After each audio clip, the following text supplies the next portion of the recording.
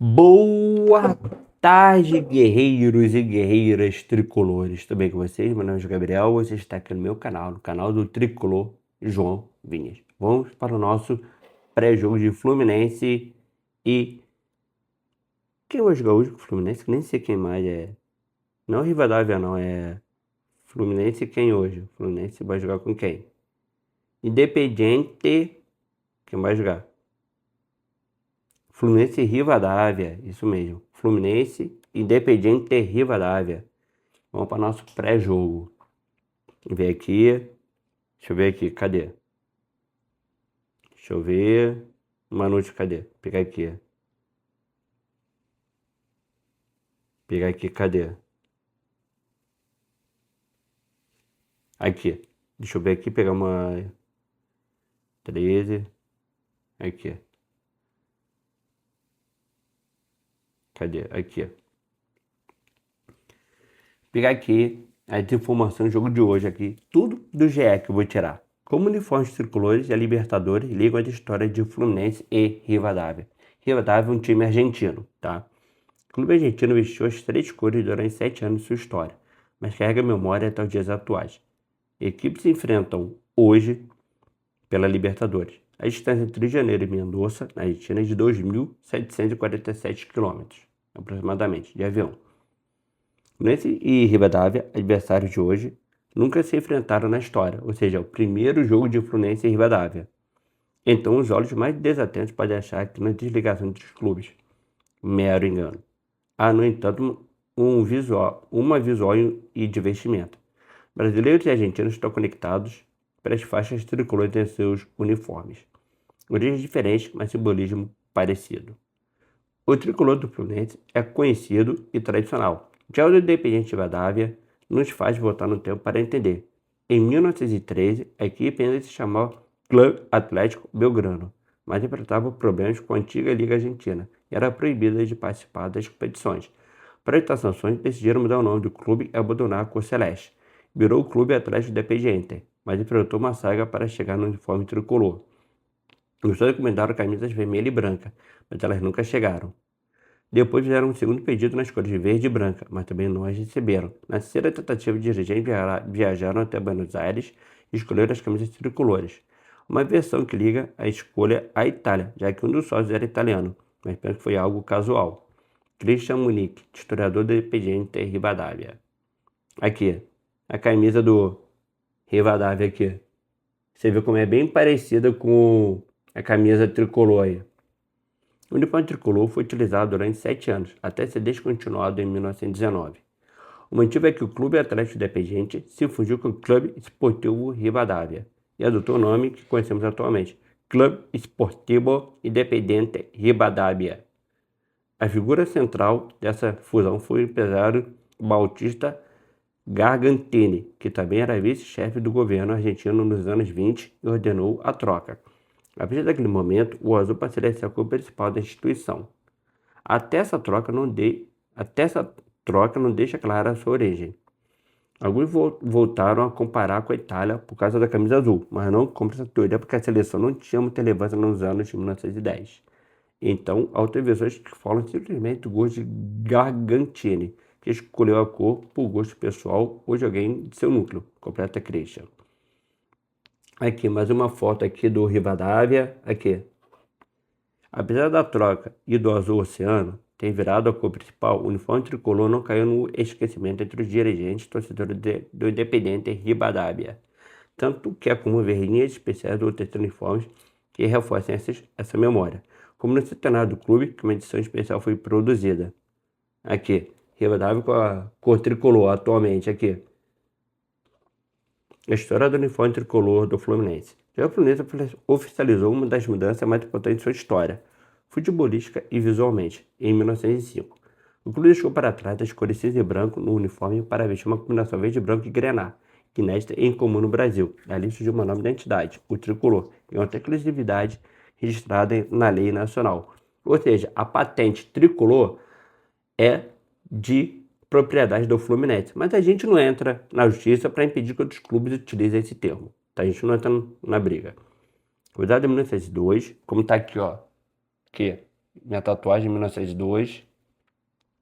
O Fluminense não nasceu sendo tricolor. Na verdade, eu estou por 3 anos com o primeiro uniforme de cor de cinza e branco. De vez em quando lança, né? O uniforme de cinza e branco. Só em 1905, após satisfação de grupo de sócios, se viu na necessidade de trocar de visual. O motivo é que a camisa era vista como muito simples e apagada quando comparada com a dos rivais estaduais.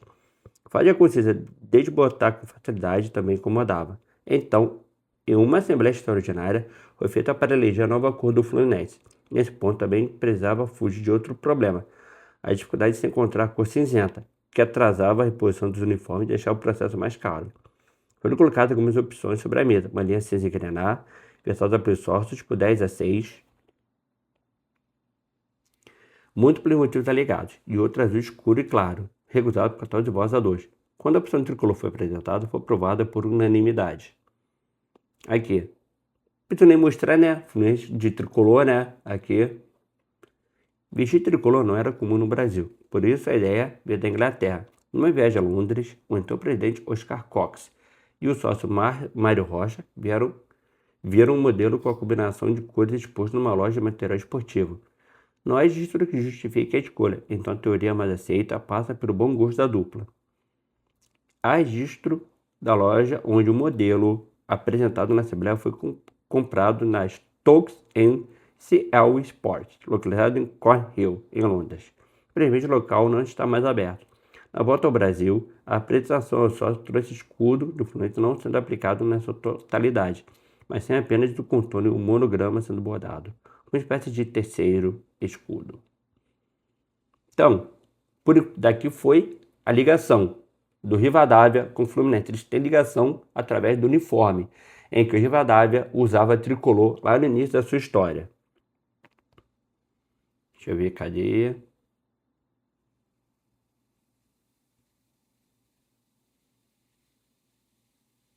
Aqui. Mais uma informação aqui. Trazer tudo. Esse pré-jogo aqui vai ser bem complexo. Todas as informações do GE, de Fluminense e Independiente Rivadavia. Fluminense defende invencibilidade de 5 anos no Maracanã pela Libertadores. Contra o Rivadavia, o Fluminense estreia em casa na competição. Ele empatou semana passada com o Laguaira em 0 a 0, um jogo totalmente burocrático. Jogamos para não perder, infelizmente. Contra o Rivadavia, o Fluminense fará a primeira partida no Maracanã pela Libertadores em 26. O time das Laranjeiras defenderá uma inscrita comandante no torneio. São 5 anos sem saber o que é perder jogando em casa. O último vez foi contra o Júnior Barranquilla, quando o Fluminense perdeu por 2 a 1 em jogo válido pela fase de grupos de 2021, na época da pandemia. Não tinha ninguém no estádio. Desde então, a equipe atualmente comandada por Zubeldia disputou 15 partidas, venceu 12 e empatou 3. Neste corte, o Fluminense foi campeão no ano de 23, batendo clubes como Olímpia, Argentino Júnior, Internacional e Boca. O time tricolor também vem de 5 vitórias seguidas em casa, todas em 24. A força comandante não se estende apenas à competição continental. Até derrota para o Flamengo no último fim de semana, o Fluminense ostentava uma longa visibilidade, 20 jogos invictos em partidas sob domínio de mando. 8 vitórias e 3 empates, em mais de 6 meses, sendo com pelo menos um empate em seus domínios. Após perder para o rival, o Zubeldia assume a responsabilidade pela má atuação, principalmente na etapa inicial.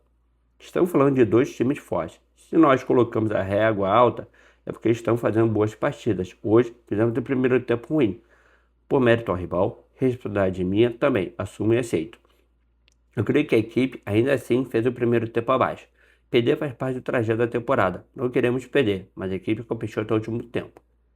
A equipe, mesmo não fazendo as coisas da melhor forma, brigou até o final. Tivemos chance de empatar, agora temos que seguir tentando consolidar a nossa maneira de jogar. Agora vem a partida de Copa. Temos que ganhar e depois pensaremos no Santos, disse Zubeldia. O Independiente Rivadavia chega cheio de moral para o jogo desta quarta, jogo de hoje. Tem a melhor campanha do campeonato argentino e vem de 5 vitórias consecutivas somando todas as competições.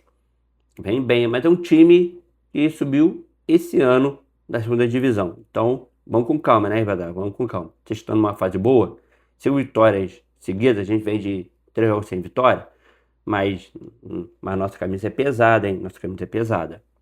É sobre esse cenário que o Flu tenta ganhar após 3 partidas sem vencer. Foram 2 empates, Curitiba e Laguaira, para o Brasileirão e Libertadores, e uma derrota para o Flamengo, no Brasileiro, tendo o último triunfo diante do Corinthians no Maracanã, pelo Brasileirão. Para o duelo contra as Tinos, o meia Lúcio será de fato por uma lesão no ligamento colateral medial do joelho esquerdo. A tendência é que o Zubeldia e o Zigano estão no time titular, mas Savarino também é opção.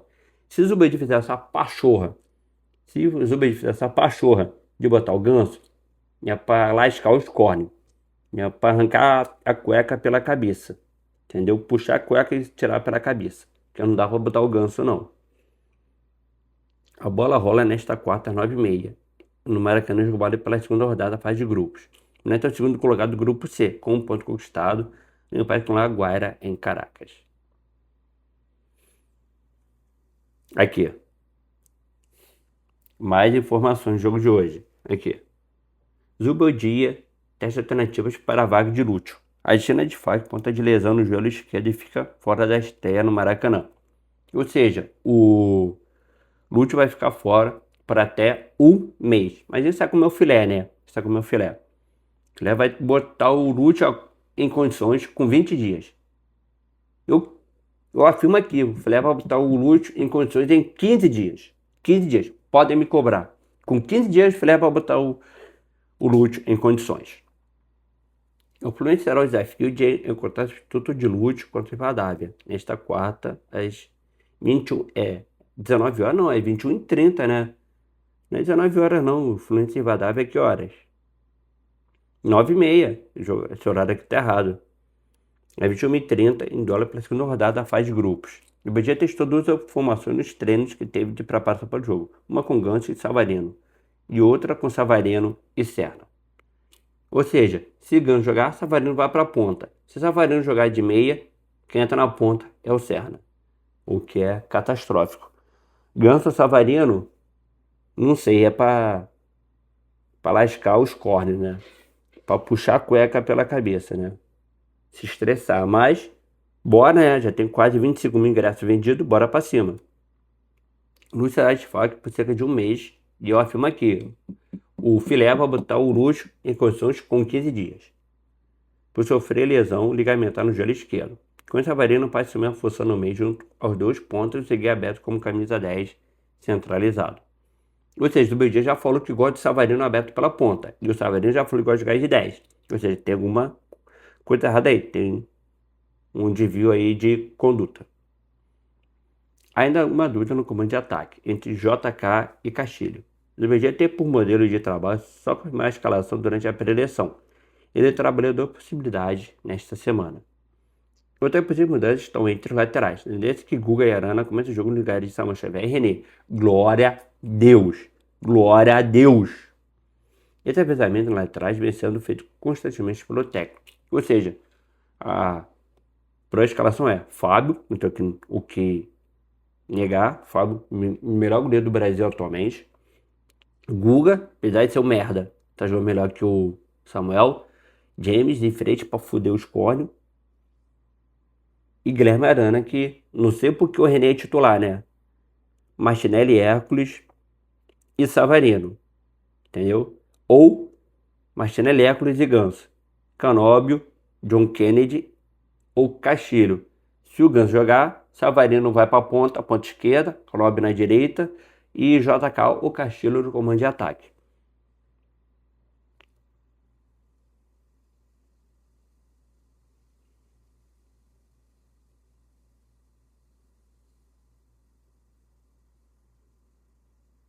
Deixa eu ver aqui. Rio, aqui. Opa. Rival do Flu, vamos ao Brasil para ganhar. Rival do Flu na estreia na Libertadores. Rival do Flu estreia na Libertadores, embalado com Maracanaço. Para quem não sabe, Maracanaço foi um termo que surgiu lá em 1950, quando o Uruguai ganhou do Brasil de 2-1 e conquistou seu segundo título mundial de Copa do Mundo. Técnico independente Rivadavia afirma que jogará de igual para igual e buscará a vitória no Maracanã. Ele ia falar diferente? Tá em boa fase? Ele ia falar diferente? Não ia, não ia. E ele tá correto de falar que vai para cima. Ele tem que fazer média com a torcida mesmo, tem que fazer mesmo. Para Independente Rivadavia, o duelo contra o Fluminense no Maracanã, pela segunda rodada da Libertadores, está sendo considerado o maior da sua história. Ou seja, Rivadavia vem aqui jogar num dos templos maiores do futebol mundial, que é o Maracanã. Palco de 2 finais de Copa do Mundo, final de Olimpíada. O Maracanã está na história do futebol. Afinal, essa é a primeira vez que o time joga a principal competição continental e terá a oportunidade de pisar em um dos principais gramados do mundo, no Rio de Janeiro. E ninguém no clube esconde a empolgação, nem mesmo o técnico Alfredo Berti. Se os cariocas esperam uma equipe argentina menor jogando para se defender, o treinador garantiu o contrário. Os jogos são igualmente importantes. Iremos lá e jogaremos de igual para igual, assim como fazemos em todos os outros jogos. Quero mandar um abraço para o meu amigo Daniel Vidia, presidente do clube. Ele deve se cuidar porque vamos ao Brasil para vencer, disse após a vitória por 3-1. E é um motivo para tamanha confiança e tentar mais o triunfo de uma equipe argentina no Maracanã. Algo que aconteceu recentemente com Lanús, que levantou a taça da Recopa diante do Flamengo. O Independiente de Mendoza faz a melhor campanha do Campeonato Argentino, com 9 pontos em 13 jogos. A equipe chegou à quinta vitória consecutiva ao bater o Argentino Júnior no último sábado. Na estreia da Liberta, semana passada, venceu o Bolívar do Peru em casa por 1-0. Ou seja, recebeu o Bolívar em casa e ganhou apenas de 1-0. Aqui, foto da torcida. Aqui, foto da torcida. Aqui, o técnico. Essa empolgação com os resultados fez os torcedores irem ao aeroporto na última terça e empurrar o time no embarque para o Rio de Janeiro. Jornais atletivos como Vacione Uno destacaram também os trajes se preparados especialmente para a ocasião da primeira viagem para a competição continental. De acordo com o periódico, o clube contratou um alfaiate para produzir as peças. E se a atmosfera animada foi criada em Mendoza, em solo brasileiro, os irmãos também fizeram questão de marcar território em praias, ruas e até no Cristo Redentor. Fluminense Independiente Rivadavia, onde assistir, horário e escalações. Justamente desfalques, arbitragem e outra informação do jogo da segunda rodada da fase de grupo da Libertadores. TV Globo e GTV transmitem a partida e ESPN também transmite na TV fechada. O Independiente Rivadavia se enfrenta nesta quarta, 9h30, no Maracanã, para a segunda rodada da fase de grupo da Libertadores. TV Globo e GTV transmitem a partida e ESPN também transmite. Entendeu?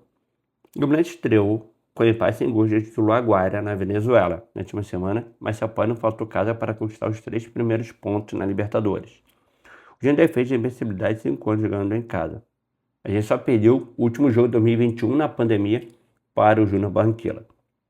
O time de Zubeldia, porém, não vence há 3 jogos. Empatou contra Curitiba e La Guaira e perdeu para o Flamengo.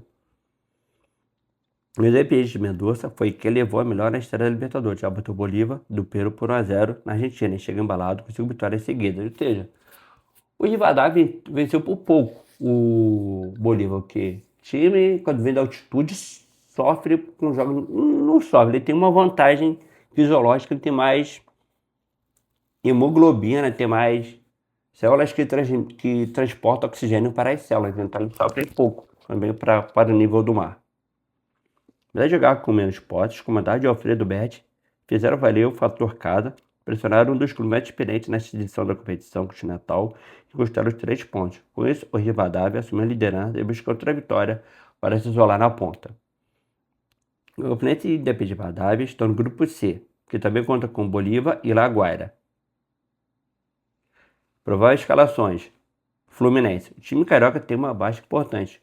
O meia Lúcio sofreu lesão ligamentar no joelho esquerdo no último domingo e não poderá atuar pelas próximas 3 ou 4 semanas. Reafirma que o Filé vai botar o Lúcio em condições em 15 dias. O Zubeldia trabalhou 2 possibilidades no time, com Ganso Savarino ou com Serna no lugar do camisa 10, deslocando o venezuelano para o centro do campo. Outra dúvida é quem será o centroavante titular. Na escalação, como eu já falei, Fábio, Guga, James, Freitas e Arana, Martinelli, Hércules, Savarino, ou Martinelli, Hércules e Ganso, Serna ou Savarino, Canobi, JK ou Castilho. Desfalques, Matheus Reis, cirurgia no joelho, daquele em conta que é da base, Nonato, torção no joelho direito, tornozelo direito, Cano, lesão muscular grau 2, daqui já tá podre, pode se aposentar, e a quarta lesão ligamentar no joelho esquerdo. O Filé vai botar a corta com 15 dias de tratamento, hein? Pode me cobrar. Se não botar 15 dias, pode vir aqui no canal e me cobrar. Botar um comentário aqui. E olha lá, João falou no pré-jogo de Fluminense e Rivadavia, o Filé vai botar o acordo com 15 dias pronto para jogo e não botou. Pode me cobrar. Filé vai botar com 15 dias. Pode botar. Rivadavia. Técnico Alfredo Berti. O Rivadavia chega sem problema para o duelo contra o Flu. A tendência é que o técnico mantenha a espinha dorsal da equipe que venceu o Bolívar por 1 a 0 na estreia da Libertadores, com algum ajuste no meio. A dúvida é o zagueiro Costa, que sofreu corte na cabeça no final de semana. Se não jogar, Vidalba entra em seu lugar.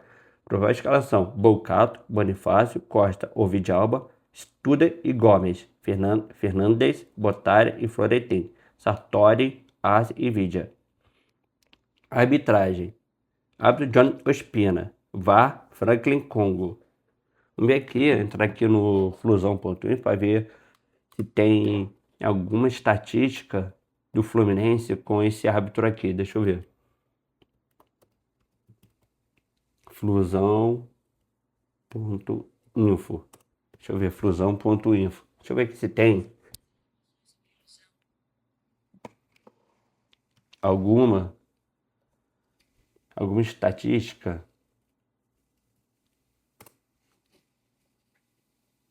sobre esse árbitro aqui. Cadê? Flusão.info. Deixa eu ver. Deixa eu ver aqui se tem alguma estatística sobre esse árbitro. Deixa eu ver se eu consigo acessar. Deixa eu ver aqui. Flusão.xyz.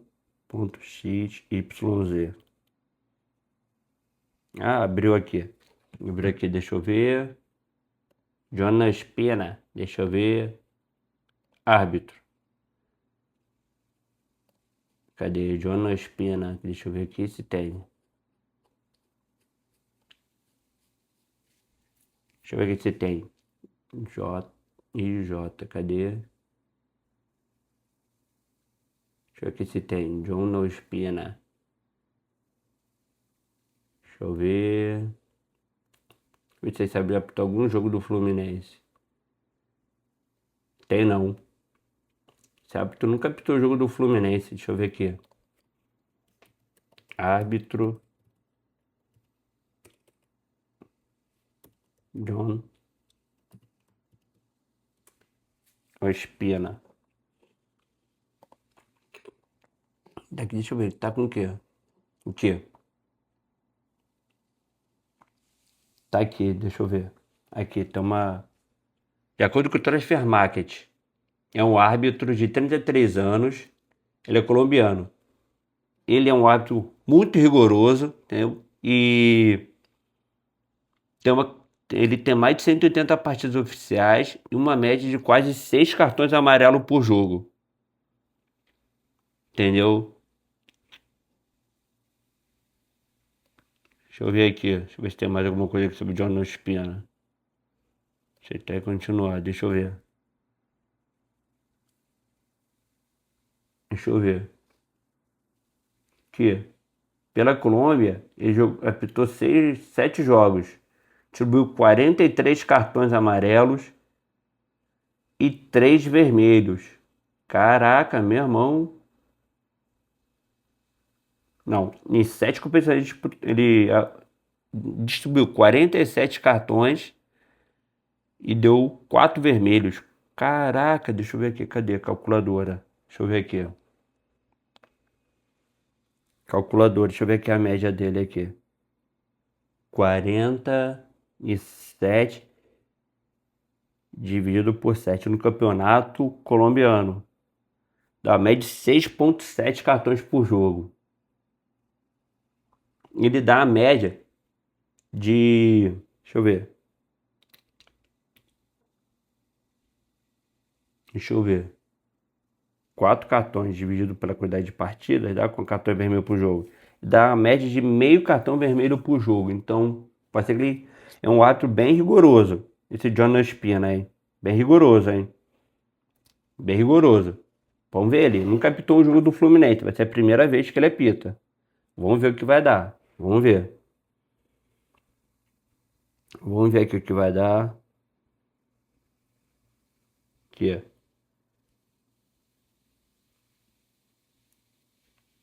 Como Independente Rivadavia, desde banca gigante e lidera na Argentina. clube conta com Alex Arce, atacante que já foi especulado na equipe tricolor, e Sebastião Vidia, ex-Boca, que foi absolvido por acusação de abuso sexual. Caraca, ainda tem isso, hein? Ainda tem um jogador acusado de abuso sexual. Caramba! Independiente Rivadavia é a grande história do futebol argentino nos últimos anos.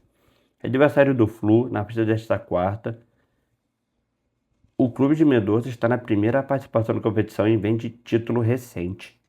Em 2 anos, a equipe sai da segunda divisão para ser campeã da Copa Argentina. Hoje, é dono da melhor campanha no Campeonato Nacional de 2026. Mas como um time até então desconhecido no futebol continental, mudou seu panorama para chegar forte na Libertadores. Influência política e econômica do presidente Daniel Vidia, que assumiu o cargo em 23. O diferencial que tem essa equipe tem a ver com seu presidente. É uma pessoa que tem meio de comunicação, é empresário com muitos vínculos econômicos e políticos importantes na Argentina. Isso lhe permite ter jogadores como Sebastião Vidia e José Florentin, que têm renome e dão um peso específico à equipe, explica Gastão Lucero, jornalista da ESPN Argentina de Mendoza. Daqui é o Sebastião Vidia, que foi acusado de abuso sexual. Esse daqui, camisa 22. Fundado em 1913, o Independiente Rivadavia, da cidade de Mendoza, disputou a primeira divisão argentina pela primeira vez em 24. Ganhar um título nacional não estava nem nos melhores sonhos dos torcedores. Disputar Libertadores, ainda menos. Mendoza está mais próximo de Santiago, capital do Chile, do que de Buenos Aires. Está para 34 km de Santiago, do que 1.050 da capital Buenos Aires. Onde a capital argentina fica fora do roteiro tradicional de futebol. Hoje o Godoy Cruz é tido como o clube local mais relevante, mas curiosamente não é o principal rival do adversário do Fluminense. O grande clássico de Mendoza é entre o Independiente Rivadavia e Gimnasia de Esgrima, de Mendoza, homônimo do mais famoso da Argentina, localizado em La Plata. Ascensão e primeiro título. La Lepra, como é conhecido o adversário do Fluminense por décadas, disputou somente a Liga Regional, depois rodou pelas divisões inferiores da Argentina. Tanto que seu único titular de elite no futebol local é a Copa Argentina, conquistada em 25. Um dos heróis foi o atacante Alex Arce, que já é um dos grandes ídolos do clube. Para quem não lembra, chegou a ser especulado no Fluminense em 25, mas o bom interesse nunca virou uma proposta de fato. Conheço bem, enfrentei 3 ou 4 vezes na Argentina, é um clube que normalmente joga com linha de 5, com 3 zagueiros grandes, 2 por fora que sempre sobem e voltam muito. É um time muito físico, que vai fazer um jogo incômodo o tempo todo. Quando tivermos a bola, vou se fechar um pouco para tentar recuperar e sair rápido. Vídeos certamente conhecem, eles têm outros jogadores rápidos que vão sair e tentar contra-atacar. Analisou Castilho em entrevista exclusiva ao GE. Atacante Alex Arce, que foi especulado no Fluminense. O paraguaio foi figura principal do acesso em 2023. No ano retrasado, transferiu-se para a LDU antes de poder jogar a primeira divisão pelo Independiente Rivadavia. Mesmo em boa fase no time equatoriano, Arce voltou ao clube no meio da campanha semifinalista da LDU, na Libertadores, e liderou os argentinos ao título da Copa. Outro nome conhecido é o do atacante Sebastião Vidia, que voltou a ser protagonista no futebol argentino depois de ter uma passagem marcante pelo Boca. Ele enfrentou uma acusação de abuso sexual com contato físico, feita em 2021 por sua ex-namorada, Rócio Tamara Doudan. O caso se arrastou por 3 anos até que o juizado criminal oral número 4 de Lomas de Zamora decidiu absolver o jogador, após a retratação da vítima e do promotor. Caraca, a vítima se retratou, é sacanagem. E pagou alguma coisa, né? Sebastião Vidia pagou para não ter processo, né? A judicial considerou que não havia elementos para sustentar essa acusação. De um lado, psicológico concluiu que Doudan agiu de forma voluntária, sem pressão externa ou dependência emocional. Com o caso errado, Vidia retornou à carreira com o Independiente Rivadavia, onde se tornou rapidamente o líder técnico da equipe. Neste momento, o Independiente Rivadavia é o líder do campeonato argentino com 26 pontos. O torneio é dividido em 2 grupos de 15. Apesar da superação, a pontuação do time de Mendoza é a maior entre todas, são 8 vitórias em 12 jogos. Sem Savarino, o aproveitamento do Fluminense está abaixo do G6. Com o venezuelano em campo, média sobe para a vice-liderança do campeonato. O jogador foi destaque no clássico contra o Flamengo no domingo, mesmo machucado. Com a ausência de Lúcio, o Meia Savarino se coloca como uma das opções do Fluminense para começar o duelo contra o Independiente Rivadavia pela Libertadores no Maracanã hoje. Em seu favor, o meia conta com um bom retrospecto da equipe nas partidas em que é titular. O levantamento do Gato Mestre, que é o aplicativo do Cartola, que inclui Brasileirão, Carioca e Libertadores, mas que nos jogos em que o venezuelano foi titular, o aproveitamento tricolor foi de 70,37 contra 50 quando entra durante as partidas. O resultado do Fluminense com o Sabrina titular, 9 jogos, 6 vitórias e um empate, 2 derrotas. Sem Savarino titular, 6 jogos, 2 vitórias, 3 empates e 1 derrota. Utilizando o Brasileirão como parâmetro, o Fluminense tem um rendimento pior do que o do ser colocado, o Atlético Paranaense, com 52%, considerados apenas jogos em que Savarino esteve à disposição e não foi titular. Ajudando em suas partidas, a campanha alcança o segundo posto, abaixo apenas do Palmeiras, que ostenta 78%. O levantamento não considera os 3 jogos em que Sabrina foi poupado, contra o Bahia, para o Brasileirão, os clássicos contra Botafogo e Vasco na reta final do Carioca. Mesmo não iniciando a derrota sofrida para o Flamengo no domingo, para o Brasileirão, Savarino terminou o clássico como protagonista do Fluminense. Sua entrada, no segundo tempo, devolveu à equipe a característica de posse de bola e controle do meio, visto nas melhores atuações tricolores neste início de Brasileirão, e foi dele o gol da equipe.